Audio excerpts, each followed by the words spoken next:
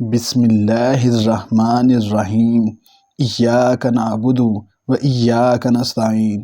350 million سال پہلے دنیا۔ آج سے 350 ملین سال پہلے دنیا میں درخت تو تھے، مگر ان درختوں کو ہضم کرنے والے بیکٹیریا ابھی ارتقاء پذیر نہیں ہوئے تھے، جس کی وجہ سے تمام کے تمام درخت نیچے گرتے اور ایسے ہی پڑے رہتے تھے۔ وقت کے ساتھ ساتھ یہ درخت ایک دوسرے کے اوپر دبتے رہے اور انہوں نے کوئلے کے ذخائر کو وجود دیا۔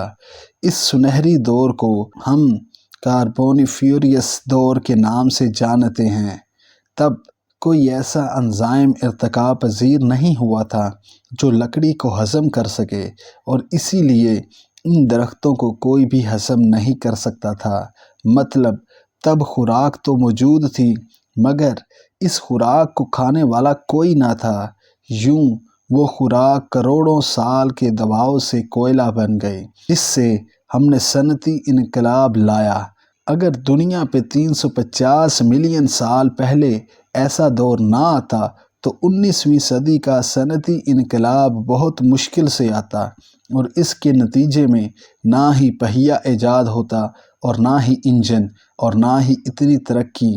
وہ لوگ جو ارتقاء کے انکاری ہیں، ان کے لیے کوئلے کے یہ ذخائر جو کہ کروڑوں سال پرانے ہیں، وہ سب سے اہم ثبوت ہیں۔ اس دور میں درختوں کی اونچائی 100 سے 150 فٹ ہوا کرتی تھی۔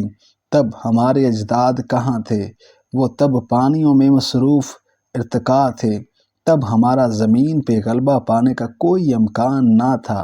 نوٹ: یہ تحریر صرف سائنسی تحقیق پر مبنی ہے۔ سبسکرائب: ماسٹر زین اکیڈمی 2.0